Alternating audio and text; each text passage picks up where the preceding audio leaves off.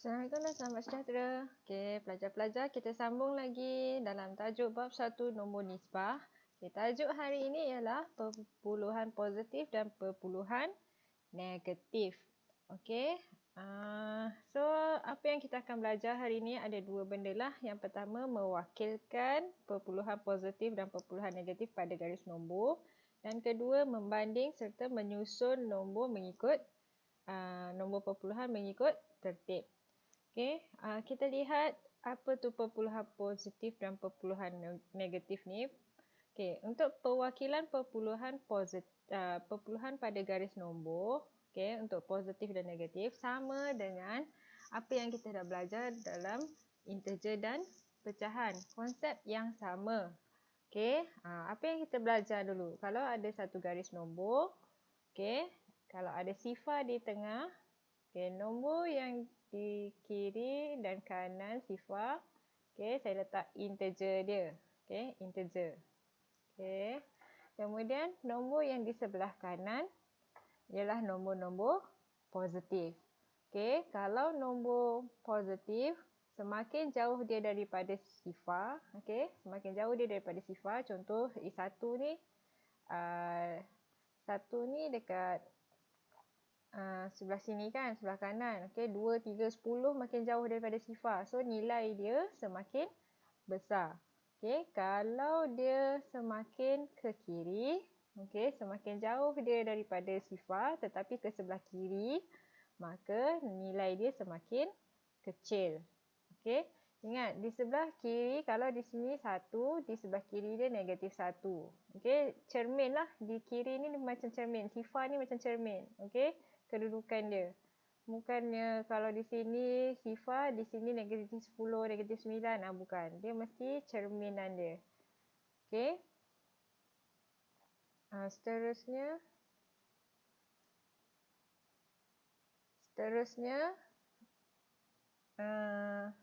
Kita akan buat pembahagian pada garis nombor ni.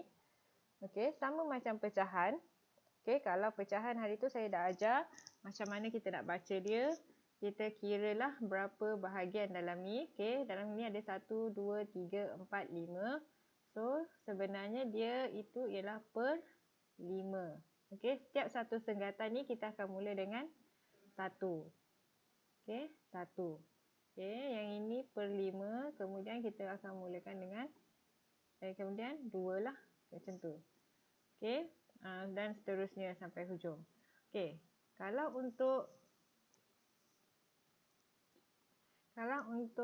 perpuluhan, okey, perpuluhan kalau dia 1/5, di sini kita bahagikanlah 1 bahagi 5, kita akan dapat di sini sifar perpuluhan 2, sifar perpuluhan 4, sifar perpuluhan 6, sifar perpuluhan 8, kemudian 1. 1 ni bukan sifar perpuluhan 1 kosong 1/0. Okey, dia macam ni. 1 perpuluhan sifar. Okey, 1 perpuluhan sifar. Okey, jadi kalau dia dah lebih daripada 1, maka dia ialah 1.2. Kalau dia ada macam tu lah. Okey, kalau kita lihat ke sebelah kiri contohnya. Okey, saya ada 2 je bahagian ni. So, ada 2 bahagian. So, maksudnya ini penyebutnya ialah 2. Okey, nilainya di atas kita sentiasa mula dengan 1 lah, walaupun dia jauh dengan sifar tetapi tak ada senggatan lain, so kita mulakan dia dengan 1. 1 bahagi 2, so jawapannya akan jadi negatif 0.5. Okey, di sini negatif lah sebab dia di sebelah kiri. Sifar ialah nombor negatif. Itu kesalahan yang saya buat tadi dah, saya terlupa tulis negatif. So, jawapannya ialah negatif sifar perpuluhan 5. Okey, kalau macam ni negatif 1 dia sebenarnya negatif 1.0. Okey, macam itulah. Okey, kalau dia ada sebelah kiri lagi. Okey, so dia negatif 1.5. Macam itulah contohnya. Okey. So, itu ialah mewakilkan nombor perpuluhan positif dan negatif pada garis nombor. So, kita lihat contoh yang seterusnya. Okay, saya ada satu garis nombor. Okay, kemudian ada beberapa bahagian, ada senggatan kat situ. Okay, so soalan yang pertama. Nyatakan nilai bagi W, X, Y dan Z pada garis nombor di atas. Okey. So, mana W, X, Y, Z dia? Ni. W, X, Y, Z. Okey, saya beri masa beberapa minit untuk kamu tengok, untuk kamu kira apakah nilai W, X, Y dan Z. Okey, murid-murid dah dapat? Okey, so kita lihat. Kamu semak jawapan. Okey, betul ke yang kamu buat? Okey, yang pertama, W. W nilai dia ialah negatif 1.4. Okey, kalau kamu lihat di sini, betul ke negatif 1.4? Di sini ada berapa bahagian? 1, 2, 3, 4, 5. So, dia ini ialah per 5. Okey, selepas integer, kita akan mulakan dengan 1. Okey, ni per 5, 2. Okey, kemudian dia ni dah lebih daripada negatif 1. So, dia negatif 1, 1 per 5. Negatif 1, 2 per 5. Tetapi ini dalam pecahan. Okey, so kita gantikan 2 per 5 ni kepada nombor perpuluhan. 2 bahagi 5 ialah 0.4. Tambahkan dengan negatif 1 ni. So, kamu akan dapat negatif 1.4. Okey, so X ialah negatif 0.5. Y. Y, berapakah jawapan dia? Y ialah nombor positif. Okey, dia dah lebih daripada sifar ke sebelah kanan. So, dia nombor positif. Y ialah sifar perpuluhan 7. 5 dan Z ialah 1.6. Okey, tanya kepada yang telah mendapat jawapan semuanya betul. Okey, so soalan saya yang kedua. Wakilkan nilai negatif 0.8, 0.47 dan 1.5 pada garis nombor di atas.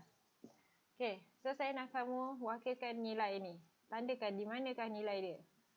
Okey, sudah? Okey, so semak jawapan. Negatif 0.8. Okey, 0.8 di manakah nilai kedudukannya pada garis nombor? So, negatif 0.8 berada di antara 0.5. X ni tadi negatif 0.5 kan? Di antara negatif 0.5 dan negatif 1. Okey, dia di tengah-tengah sini lah. Okey, bila kamu nak buat perwakilan tu, pastikanlah dia sesuai. Okey, betul dia punya kedudukan dia, dia punya supaya tidak silap lah. Okey, kemudian di manakah kedudukan 1.5? Okey, 1.5 terletak di sini. Kenapa di sini? Okey, sebab dia nombor positif. Dia duduk di sebelah kanan. Dan dia ada 1 di depan. Maksudnya dia dah lalu dekat nombor 1. 0.5. Okey, sini tadi kamu dapat 1.6. Sini ialah 1.4. So, 0.5 berada di tengah-tengah. Okey, dan yang terakhir 0.47. So, dia positif. Positif 0.47, dia akan berada di sebelah kanan. Okey, di depannya sifar. Maksudnya dia tidak sampai 1. Somewhere here lah. Okey, 0.47. Kalau di sini tadi 0.75. Okey, jadi 0.47 kat mana? Di sini berapa? Di sini ialah 0.5.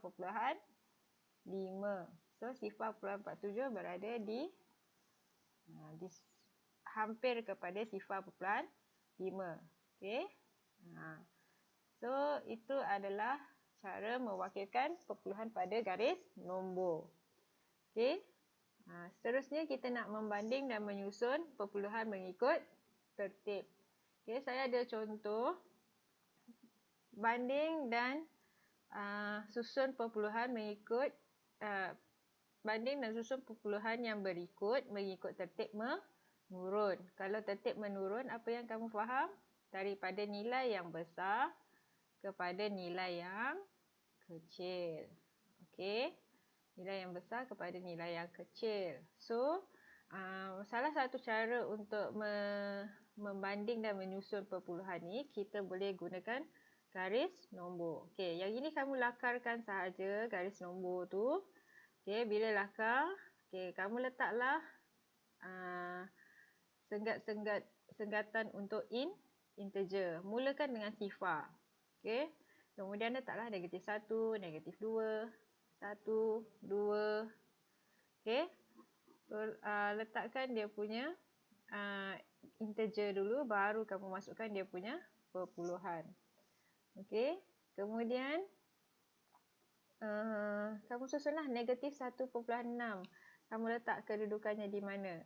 Okey, negatif 1.6 terletak di antara negatif 1 dan negatif 2. Okey, sifar 0.5. Positif ni. Positif dia akan berada di sebelah kanan. So, sifar 0.5 dia akan berada di antara sifar dan 1. Negatif sifar 0.3. So, negatif kita akan letak di sebelah kiri sifar. So, kedudukannya akan berada hampir dengan sifar. Okay, sebab dia negatif sifar, negatif sifar pelan 1, negatif sifar pelan 2, negatif sifar pelan 3, negatif sifar pelan 4. Susunan dia macam tu kan. Okay, positif 1.4. So, kamu akan letak dia di kawasan positif. Negatif sifar pelan 7. Dia hampir kepada negatif 1. Okay. So, dah dapat susunan dia. Kamu tahu nilai di sebelah kanan ni adalah nilai yang paling besar. Dan nilai yang di sebelah kiri ialah nilai yang paling kecil. So, dia nak susun ikut tertib menurun. So, kamu susunlah. Maka perpuluhan dalam tertib menurun ialah 1/4, sifar pelan 5, negatif sifar pelan 3, negatif sifar pelan 7 dan negatif 1/6. So, saya tahu masa sekolah rendah kamu dah belajar juga menyusun perpuluhan. So, perpuluhan ni sebenarnya tak susah sangat berbanding dengan pecahan. Okey, so kalau kita boleh apply lah apa yang kita dah belajar sebelum ni dan apa yang kita dah belajar hari ini ke dalam soalan latihan yang saya berikan ni. Okey, so kita jumpa lagi dalam kelas akan datang. Terima kasih kerana mendengar.